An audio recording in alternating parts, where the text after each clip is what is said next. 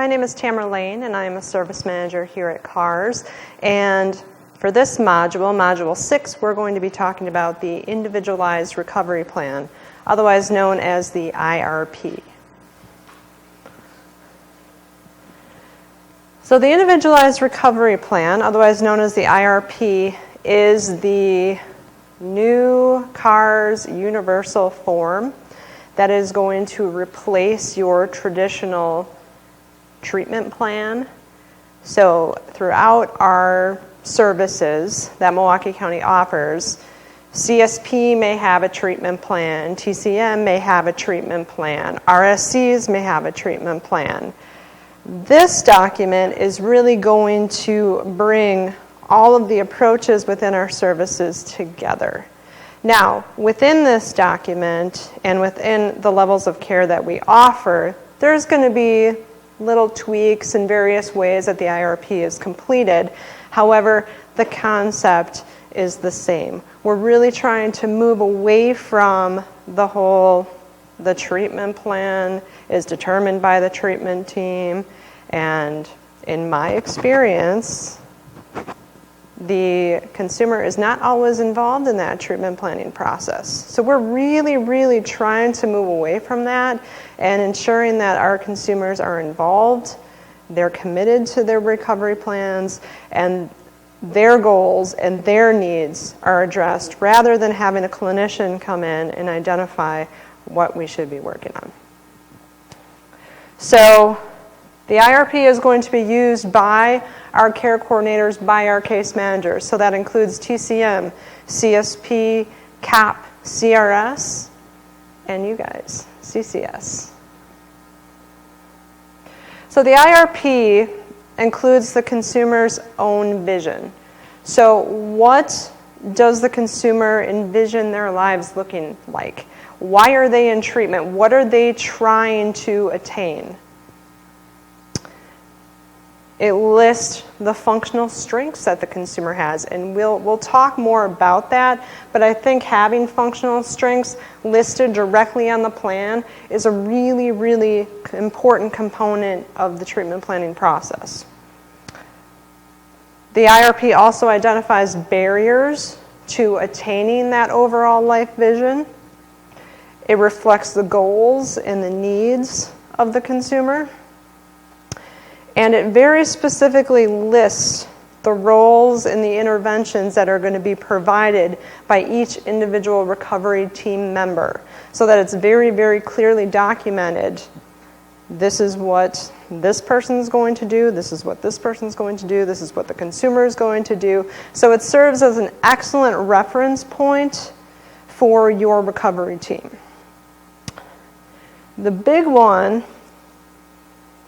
is that last one. The IRP includes natural supports. Now, natural supports could be family members, friends, significant others, members of the community, members of your church. That can include anyone outside of your traditional formal supports that could be identified on this plan as supporting an individual in attaining their recovery goals. Now, natural supports aren't going to get paid, so they're not going to have a cost source attached to them. However, they should still be listed on the IRP because they serve as a really important member of that recovery team.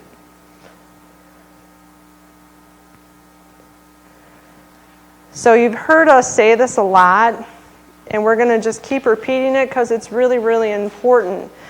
From the day that consumer signs your admission agreement, that 30-day clock starts. You have 30 days to complete your functional screen, your assessment, hold the recovery team meeting, and develop that IRP. So 30 days. Remember that, really important. So according to DHS 3617, this is what needs to be included in a service plan.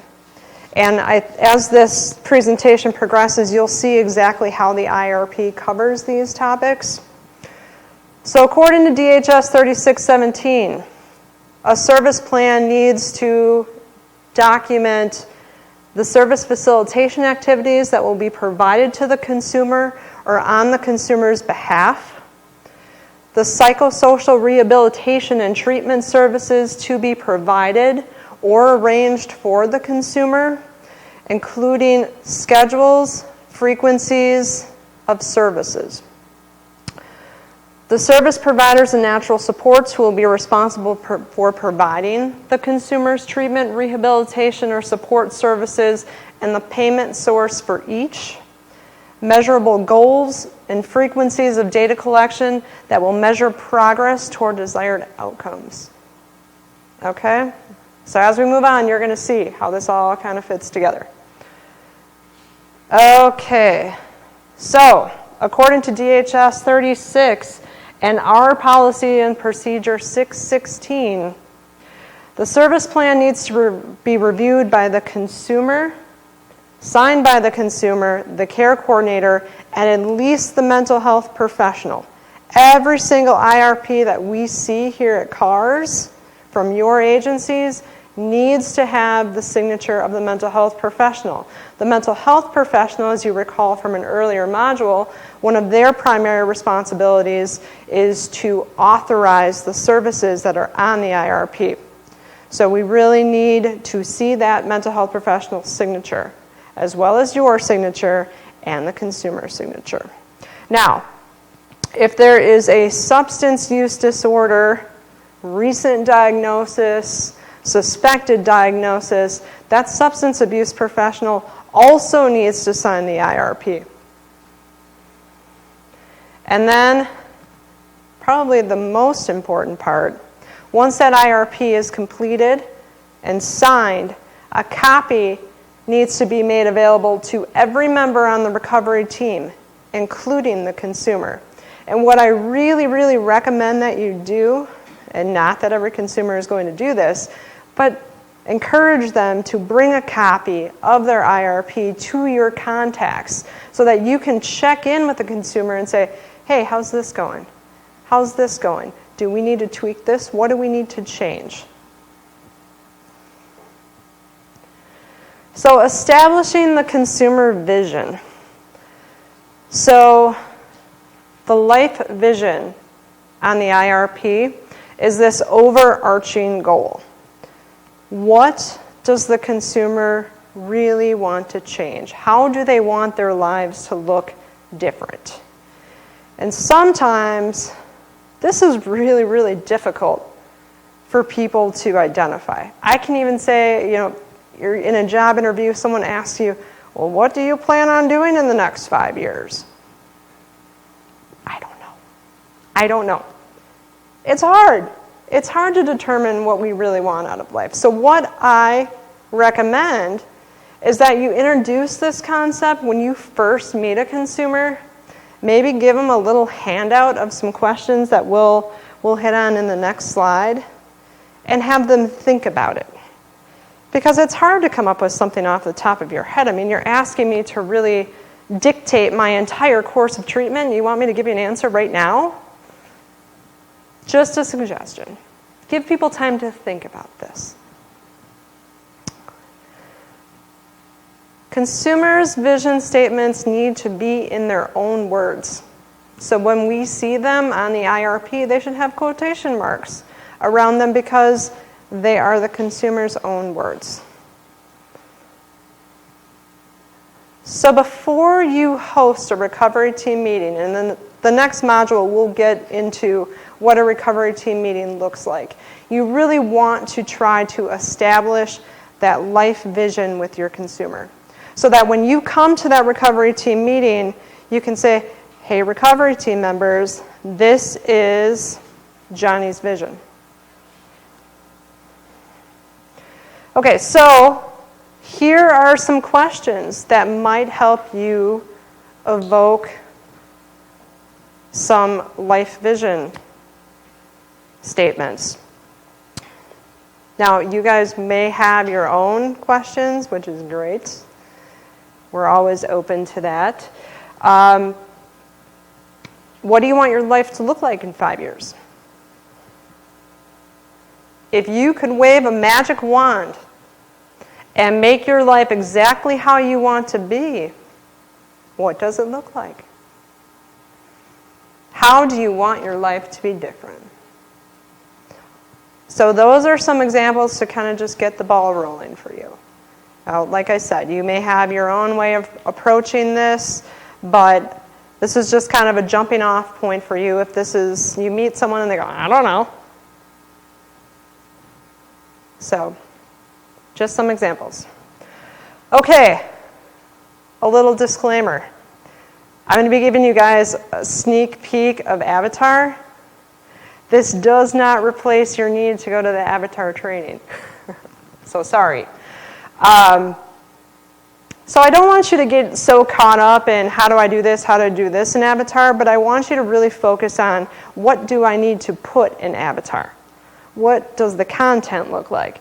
Okay, so this is the IRP and Avatar.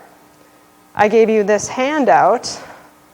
This is the IRP on paper. Now, from now until September 1st, if you are writing IRPs, you're going to use this paper form. After September 1st, we're going to be using this form. And the great thing about the IRP and Avatar is that it is almost exactly the same as this paper form. So it's not going to be a big stretch. All right, so you've got your care coordinator, your agency. You enter the date that the functional screen eligibility was determined. Not the date it was entered, but the date that it was determined. And if there is no functional screen date, you can specify why. That would probably be more appropriate for some of our other levels of care, like TCM, that doesn't necessarily do the functional screen. The date you completed your assessment, and then the IRP completion date. The IRP completion date, very, very important.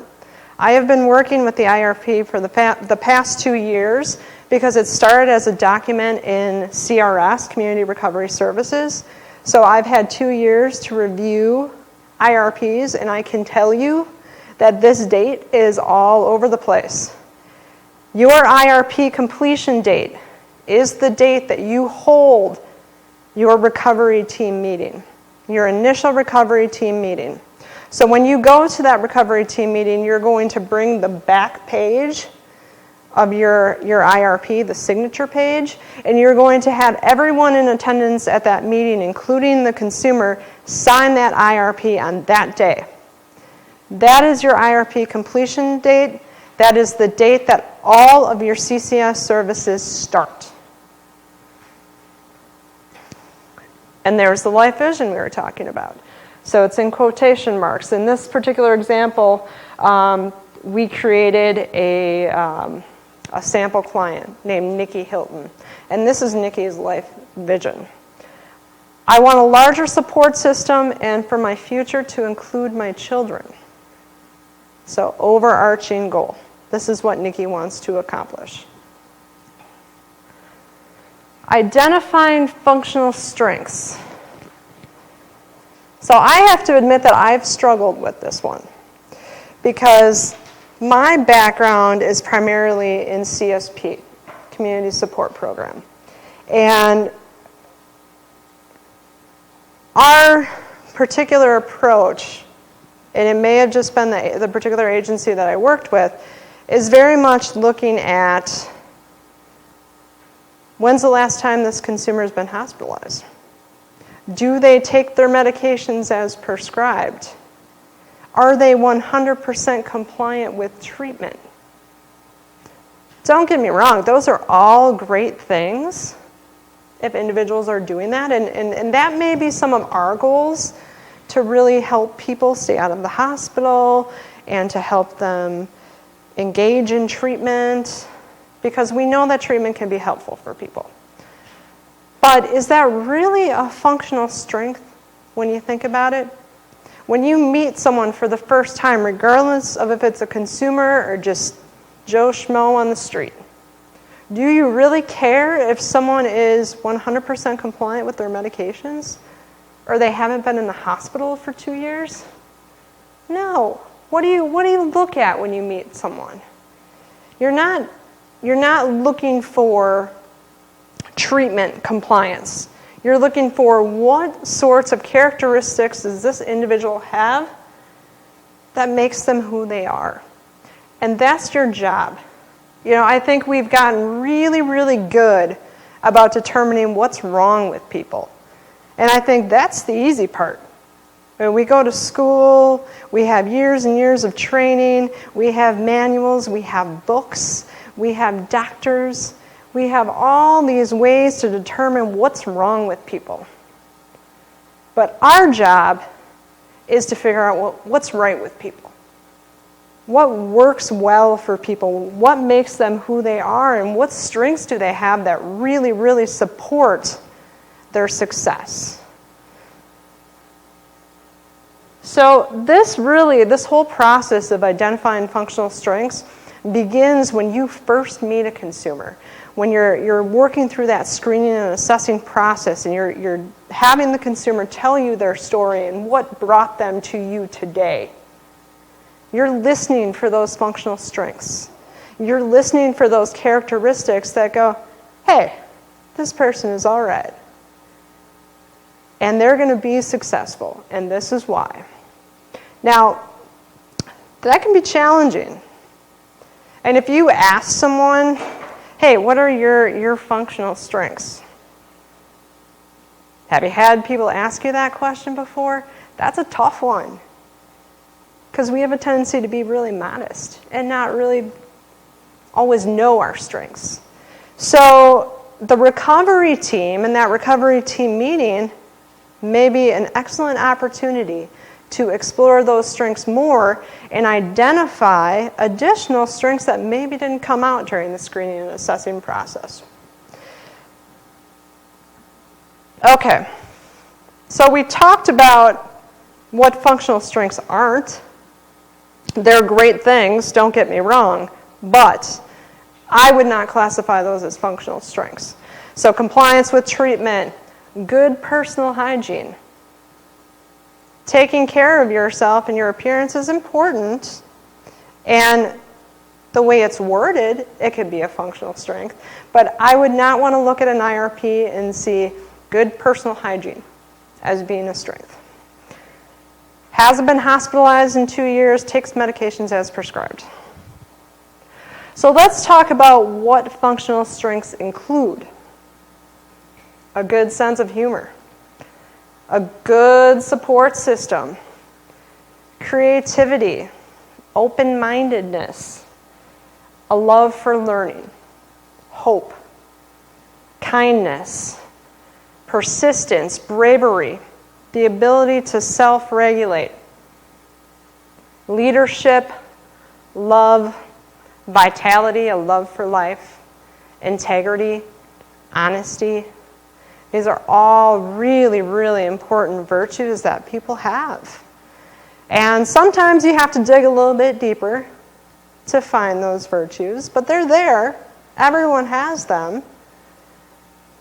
Now, this list is not up here as a list that you should put verbatim on an IRP.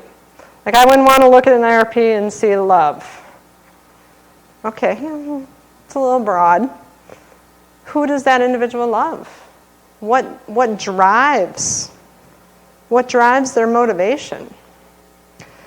So, I said, sometimes you have to do a little digging to really figure out what these functional strengths are, because sometimes they can be a little hidden behind our own biases. You meet someone and they may be a little eccentric. They may not fit into the societal norm that's out there. Like,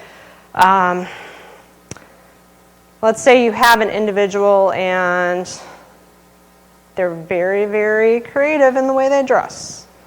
They may show up to your office in a couple wigs, maybe a few brightly printed shirts, some bell bottoms, a bunch of necklaces, a cane, whatever kind of drives them for that day, motivates them for that day.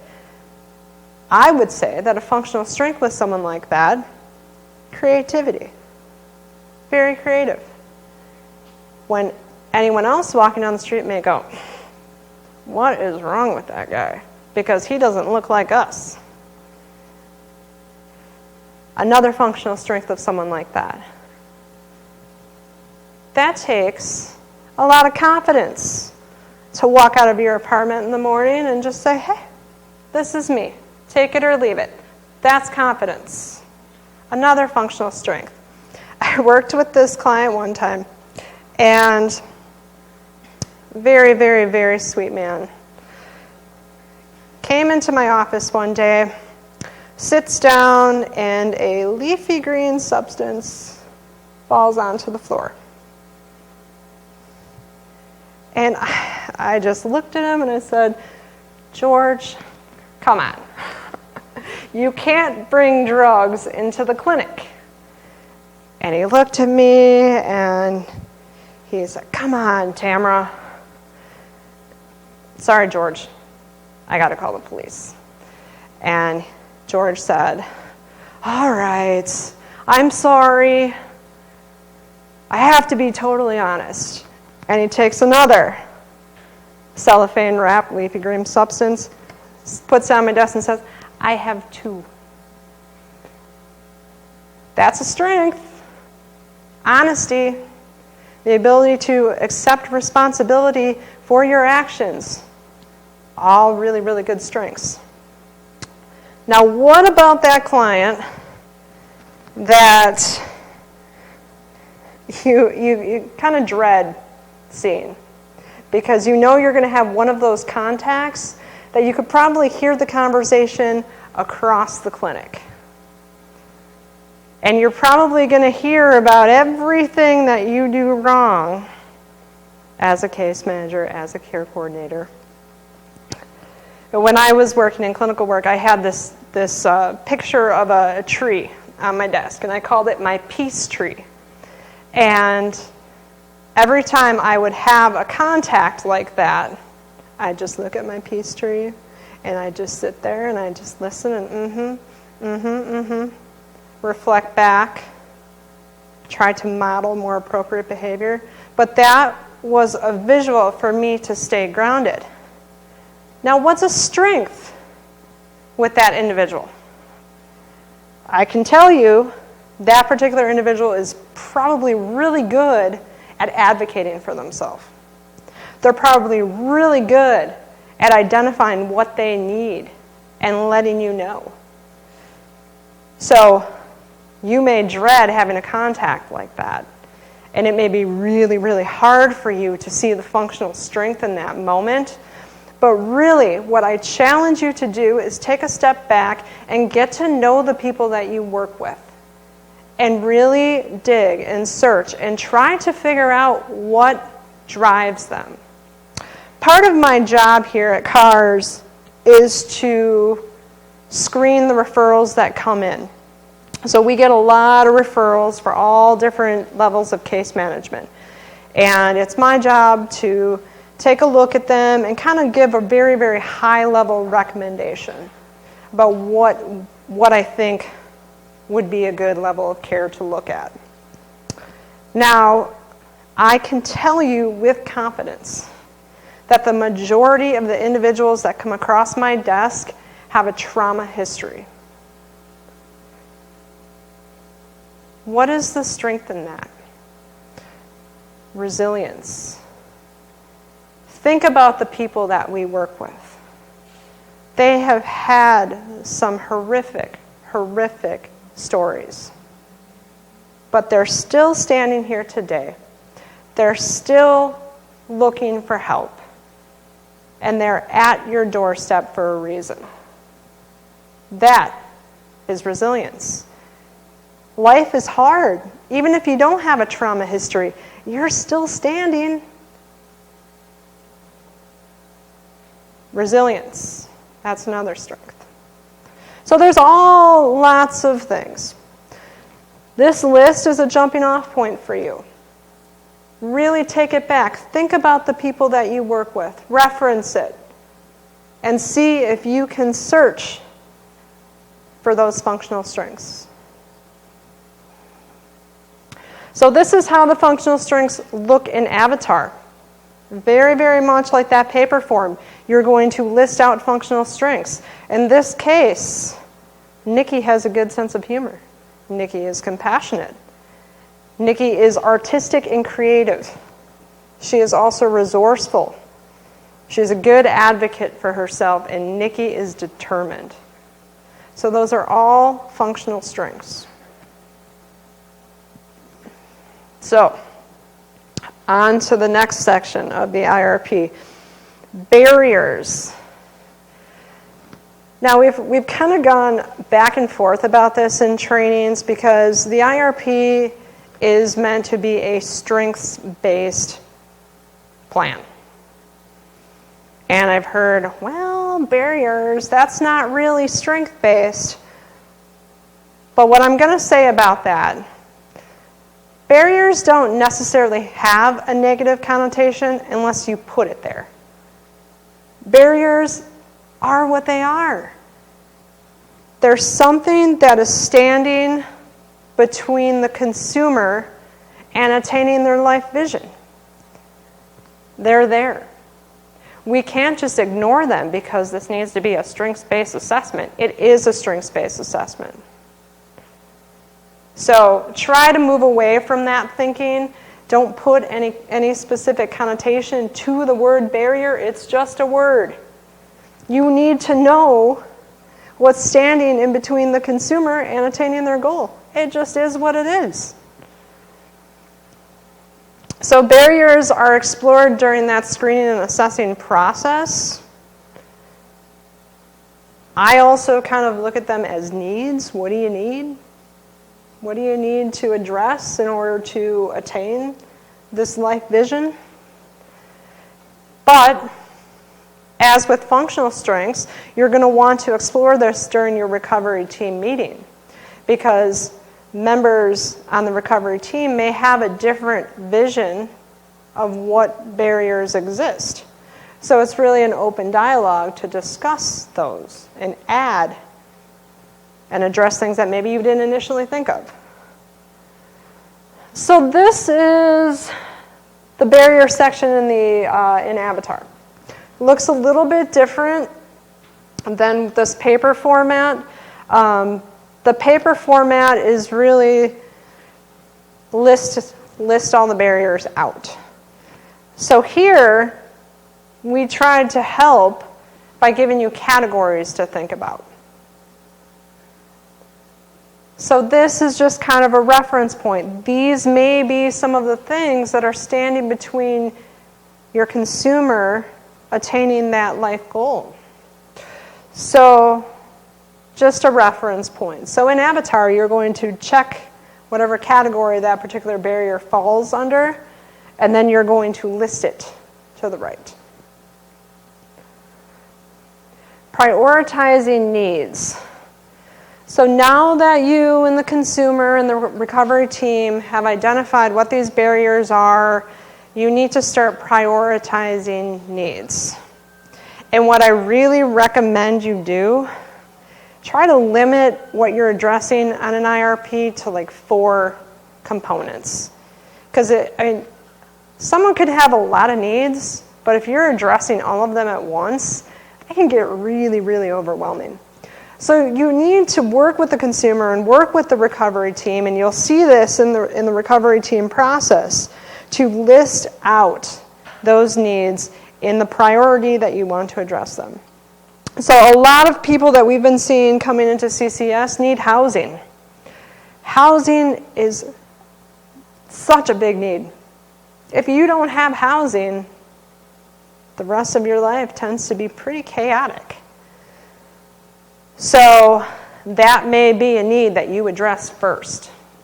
So with the IRP, once you identify the order of your barriers or your needs that you're going to address, that's the way you're going to list them on the IRP. Your top priority goes first. Your second priority goes second, and so on and so on. So like I said, needs and barriers are identified during the recovery team meeting, but then they are also prioritized with the recovery team. Because during that process of having this conversation about what those barriers and needs are, recovery team members may have different input that bumps priority of those needs. So that's why it's really, really important to have that conversation in the recovery team meeting so that everyone's on the same page about what is a priority. Very important, the consumer is actively involved in this process. So it isn't the treatment team determining what is a priority.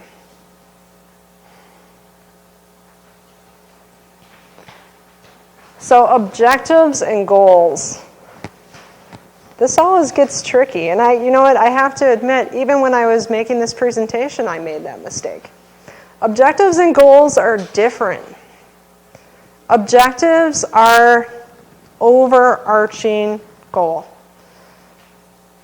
A goal is a smaller step in the recovery process.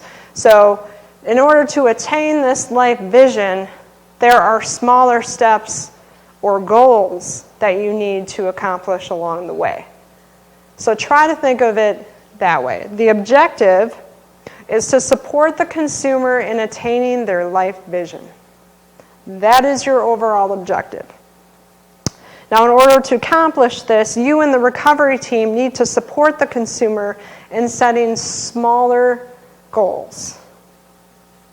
So your goals, like I just said, are the steps in the recovery process. Because you can't go from A to Z. You have to go from A to B to C. And maybe you'll skip over to F. Who knows? But there's steps in that process. And that is what your goals are. Your goals are also, they should be written and thought of from the standpoint that you are going to remove a barrier. So with our IRP, we have each of our goals attached to one of the barriers. So your goal should be to ultimately remove that barrier. Now there might be steps in the process, and that IRP may flex and change over time, but overall, the goal is to remove that identified barrier. So here's an example of what that looks like. So the life vision for this particular consumer is, I want to get my daughter back. And one of the barriers to that life goal, this consumer and the recovery team identified as, I am living with my mother and I need my own apartment to have my child. So what is the goal? The goal is how you are going to remove that barrier. So the goal is very specific in nature. It's got a time frame attached to it so that it's measurable and you can really, really measure your progress as you move. Julie will find her own apartment in the next 90 days. That is your goal. And as we move on to some of the other modules, I have examples of documentation that I pulled from CCS records, and you're going to see goals that aren't really goals. So I want you to be really mindful about this, because this is important. This is what a goal looks like. A lot of the goals that I've seen come through on IRPs have more of a tendency to be barriers or interventions. Client or consumer will needs to see a therapist. Okay. Yeah. That's an intervention. But what is the goal of seeing a therapist? So that's why I want this to be really, really clear to you guys. So think about it. Goals are set to remove barriers. They are specific in nature. They are measurable. Example 2, the life vision. I want to stay clean, work, and support my family.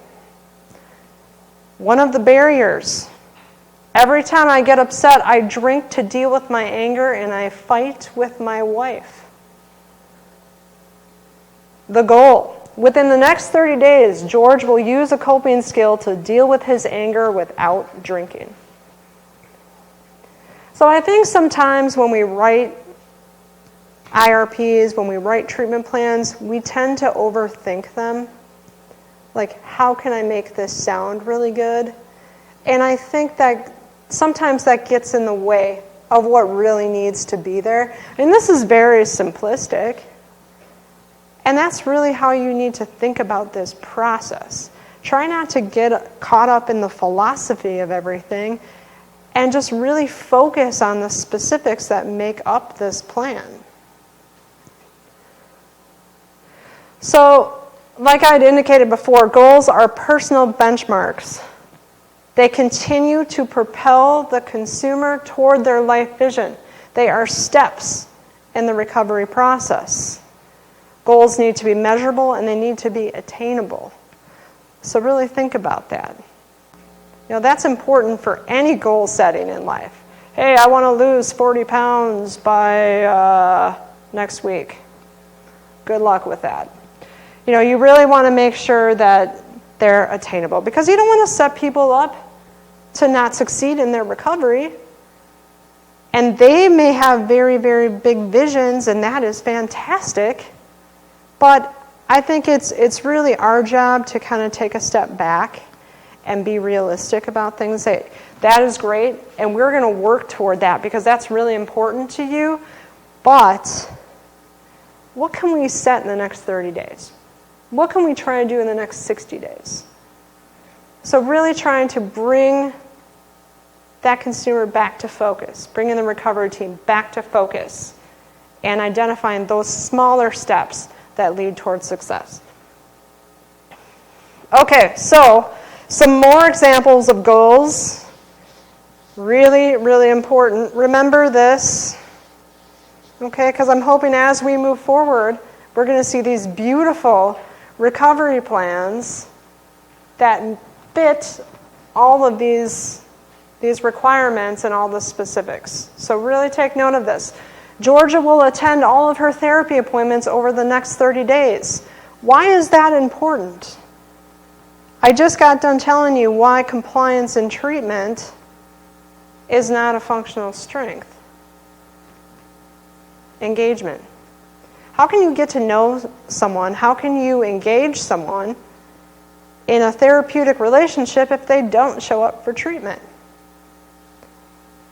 If you're writing a goal like that, I would explain that to the consumer. Let them know, this is important and here's why. I need you to keep your appointments with me because that's how I get to know you. And that's how we get your needs met. Justin will complete an intake appointment with DVR in the next 60 days.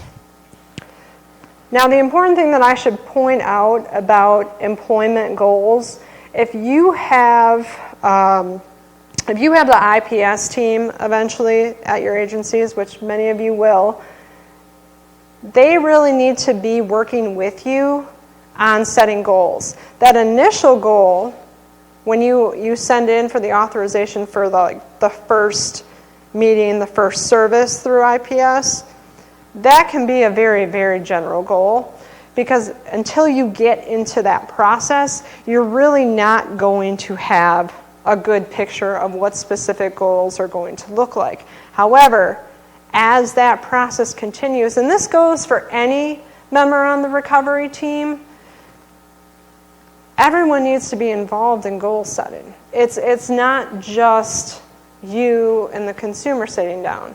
Yes, the consumer definitely has input, and they're the driving force of this.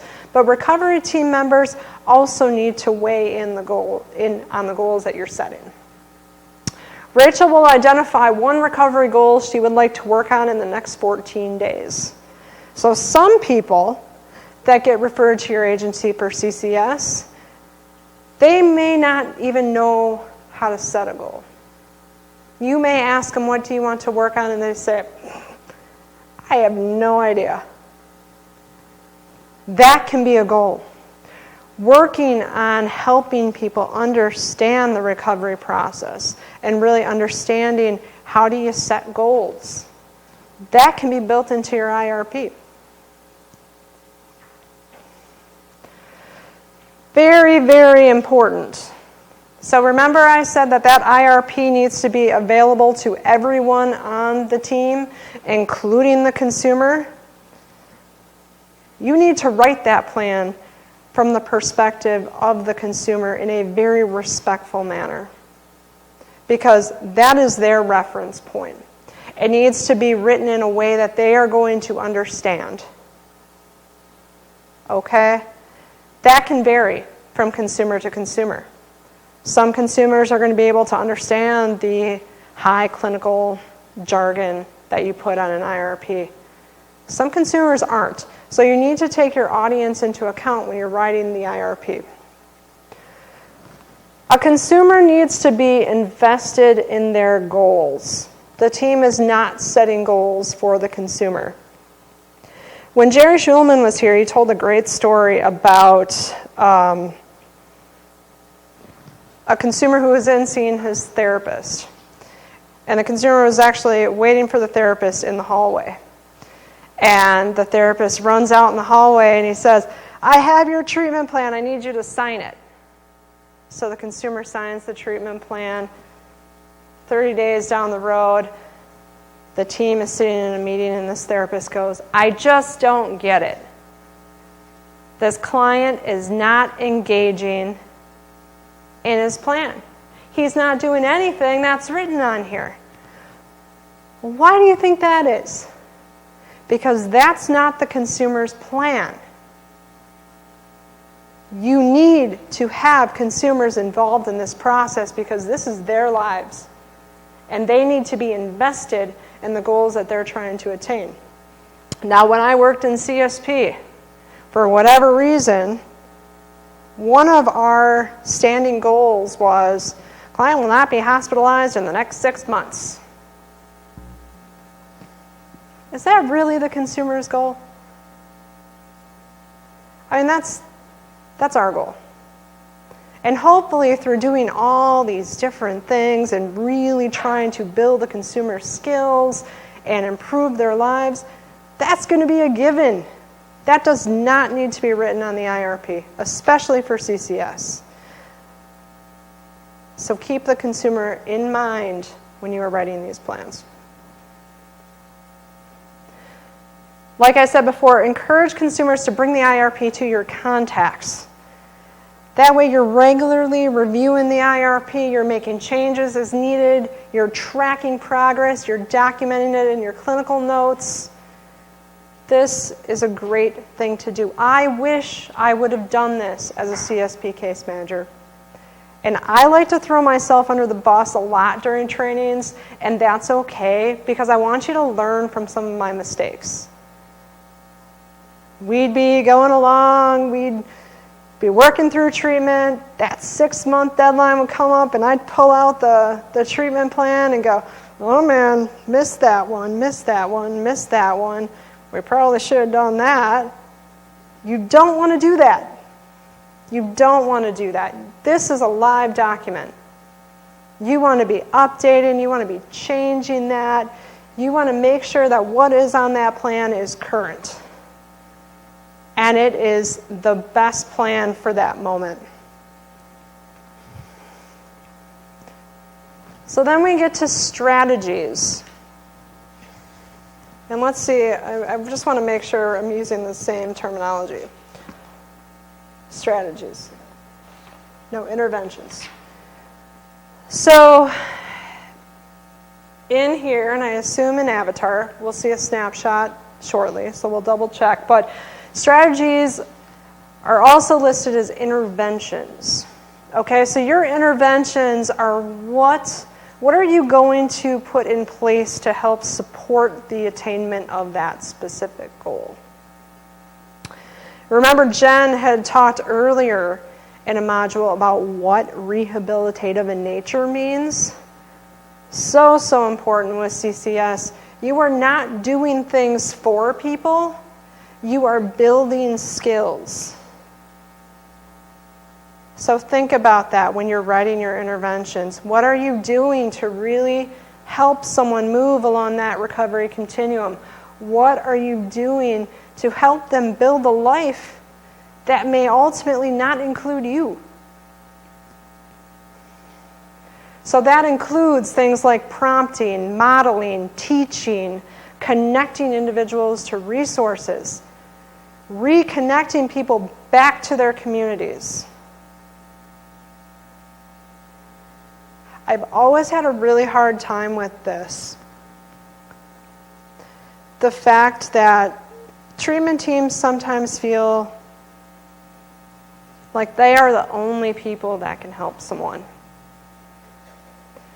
And while I think it's important that we are able to build such great therapeutic relationships with people, that we're really connected and that we're really supporting and helping people be successful, you have to remember that the goal of what we do is to help people live lives without us.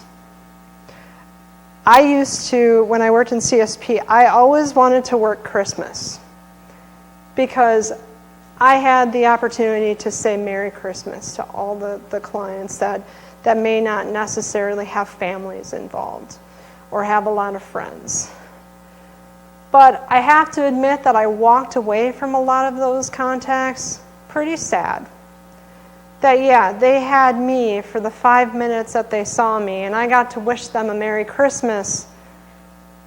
But were we really doing everything we could to reconnect them to their communities? We were doing good work, but we probably could have done more, so that maybe that person didn't have to spend Christmas alone.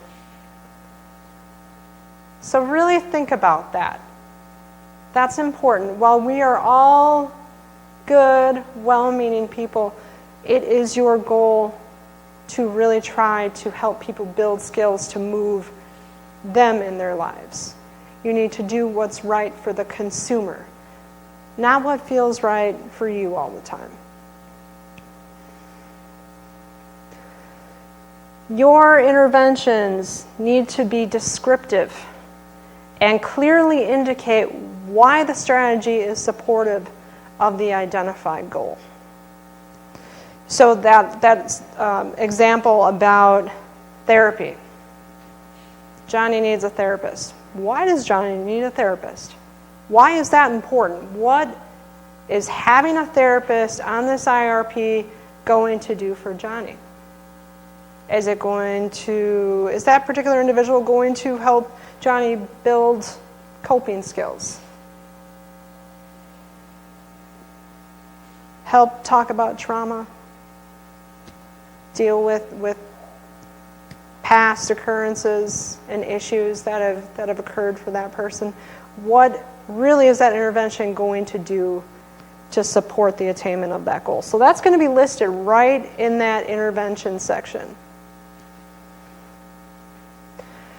So an example of an intervention, or as I like to refer to them as a strategy, the care coordinator will work with Nikki's family to provide education and informational resources about Nikki's mental health condition. Here's that part we just talked about. Why is this needed to accomplish the goal? The expected impact will be that Nikki's current support system will increase and or improve their understanding of Nikki's mental health condition. So really bringing that full circle and tying that intervention back to the goal. Okay, so we're going to come back to DHS 3617. Remember, I rattled off all the things that needs to be in a service plan. So now we're going to get to the ones in red. This is Avatar. This is how the IRP looks in Avatar. So you have the new element that we have in Avatar is a domain. And I don't know, for individuals that have worked in a targeted case management program or a community support program before, you always have a domain attached to your goal. So if you're working on medical, if you're working on psychiatric symptoms, if you're working on AOTA, if you're working on housing, family supports, they all have different domains. The reason that is there is more from a data collection standpoint. Our data team needs some way to track what our teams are working on. So that's why that domain is in there. So you're going to select whatever domain, and we're going to go over this stuff more in depth in Avatar, whatever domain that goal falls under. Then here comes your goal, your measurable, attainable, beautiful goal. Goes right in this section. It's going to be typed out. And then your interventions. So what are you going to do to support the attainment of that goal? And why is that intervention important? What is it going to do? Then comes the name of the service attached to that particular goal. So in this case, it's service facilitation because according to DHS 36, you need to have on your service plan in Milwaukee County, our IRP, something that indicates what service facilitation activities are going to be provided to the consumer. So if you had an ancillary service you were working on, like independent skill development and enhancement, that code and that service name would be there as well. On the next line, you have who is the provider or the natural support that is going to be providing that service. And then the contact information, so address, phone number, the start date of that particular goal. What is the start date? Do you remember? The date that initial recovery team meeting is held. Now, as you move on in the recovery process, because this is a live document and it could change and services could come on and services could drop off, this start date could be different for other services. But when you are creating that initial IRP, the start date is the date that you held that recovery team meeting and the date the consumer signed that IRP. The end date, generally, the end date can fluctuate with however long you think it's going to take to accomplish the goal. For services that you know are going to be in place for 6 months, your service facilitation services, that's going to have at least a 6-month end date because you have to update the IRP entirely at least once every 6 months. So my recommendation to you would be to put those long-standing services at that 6-month mark. You can do that with your other services as well. But if you have a service that you know is going to be for a limited time, you can have a different end date. And if you are bringing services on throughout the process, what I would do is label them with that 6-month end date so that eventually all of your services are going to end on the same date and you're requesting authorizations and updating at least every 6 months. Okay, so somehow you're going to want to keep track of that. Like for me, I was kind of old school. I kept my little paper calendar and I wrote when all my assessments and my IRPs were due. You may want to do something like that. So you make sure that you're really hitting that 6-month time frame, because I can tell you that if you don't get this in within that 6-month time frame and your authorizations expire, you can't bill and you can't document. So you really, really need to make a habit out of tracking those dates. Okay, so we hit what psychosocial rehabilitation and treatment services are to be provided or arranged by the consumer or for the consumer. That's going to be hit in your interventions and your strategies section. Now, including schedules and frequencies of the services being provided. So what you are going to be doing under authorized units for service, and actually we're going to be changing this because the way the format's set up now, it doesn't really allow you to enter what you need. So that's where you're going to be putting your like how much time you're going to spend with someone. And it's an estimate. So if you're going to spend an hour with someone twice a week, you're going to want to put 1 hour, 2 hours, 3 hours. Now remember that when you are trying to determine a time and a frequency that is appropriate, it needs to be clinically justified. Yes, this plan is written from the perspective of what the consumer needs, but remember Jen had talked about that bargaining process? Someone could tell you, I need to talk to you an hour a day, 5 days a week, which is great, and I can do that for you, but I need a rationale behind it.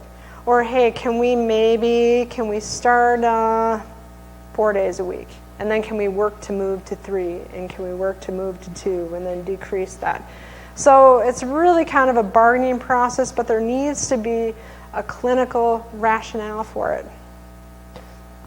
Some of the IRPs I've seen coming through in the service delivery, I have to be 100% honest, what I'm seeing is not justifying what's going on. I actually had a note where a provider billed 7.5 hours of service in one day. And for one, what's going on? Granted, there may be times where individuals need more support, and that's okay because there's a clinical rationale for it. But when I see red flags like that, and then I see with that same provider, 6 hours here, 5 hours here, I go, okay, what's going on? You need to have a clinical justification of why someone needs a certain amount of service. And you really need to ask yourself, does someone need an open-ended amount of service? Probably not. Individuals that are providing support on the IRP, there's a lot of different people that can be involved. And you really need to think about, realistically, what does this consumer need and how much time is it going to take us to accomplish that? As much as sometimes we'd like to offer 7.5 hours of our time, or maybe not, we don't have the time to do that. Okay, so clinical justification. Really work with the consumer to figure out, why do you think you need that much time? Can we work on this? Can we put this in place? Frequency. So are you seeing them weekly? Is this intervention going to take place twice a week, 3 times a week, 5 times a week, 7 times a week? How often is this service going to occur? Okay, so let's go back to this. So the service providers and natural supports who are or will be responsible for providing the consumer's treatment, rehabilitation, or support services and the payment source for each. Okay, so you have your providers and your natural supports listed on the IRP. That is address, phone number, because you want to make this document as a reference point for your consumer. So if they said, hey, I really need to call my therapist, but I can't find the phone number, but guess what? I have my IRP right here. That's why, because it's easily accessible and it's right there. So we have that. We have our identified providers of the services.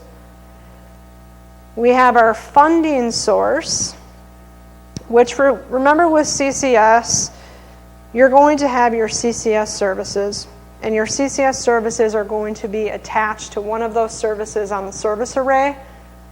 So that's going to fall under service name.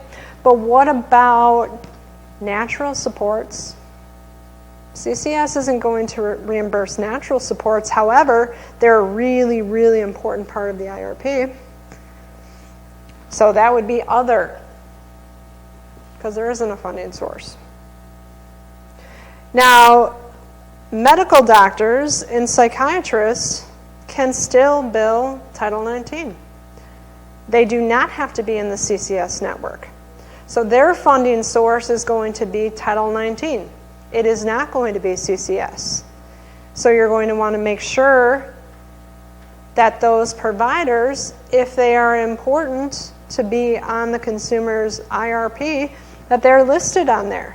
But their funding source is going to be Title 19. It is not going to be CCS, and they are not going to have a service name under CCS attached to them.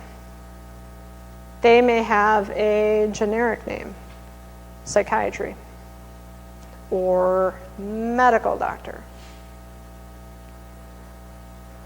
Okay, and now, really important, unit cost. Unit cost is the cost to the consumer. It is not the actual rate that we are paying you. Okay? So keep that in mind. For CCS, there is no cost to the consumer. So often, that's going to be a big zero. Now with Title 19, that might be a little bit different. There may be a copay when they go to the doctor. You can list their copayment there. I know sometimes it can be $3, $5. But that is the cost to the consumer. So key points about the IRP.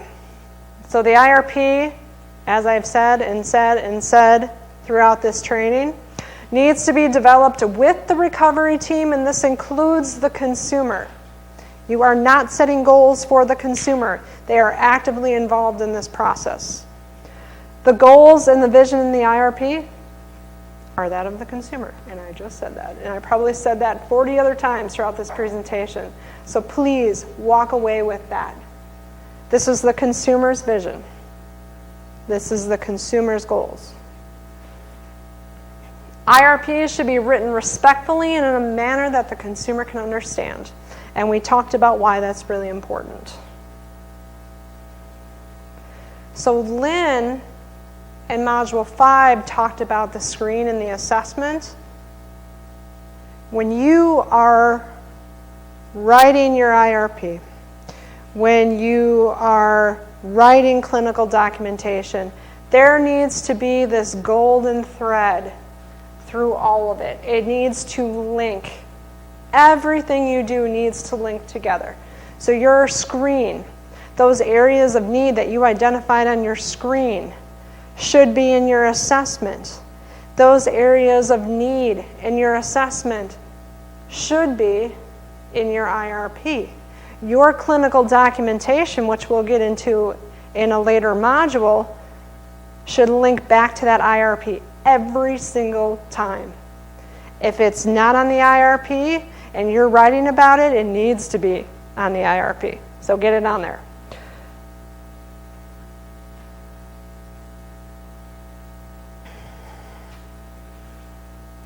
So like we said, the start date for CCS services is the date the IRP is created and signed. Keep that in mind.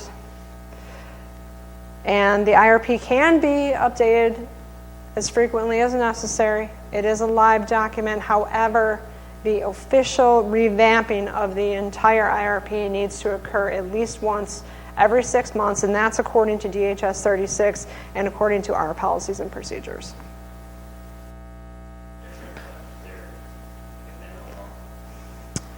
A minimum amount the recovery team should be meeting. There's not necessarily a required amount for the entire team. I think that can be based on the way that the recovery process moves. You know, if there's big changes and things occur or things just aren't working, you can call a recovery team meeting at any point. I think the main thing to take into consideration is those minimal requirements, the once every 6 months. But there to my knowledge, is no requirement for how often the recovery team needs to meet.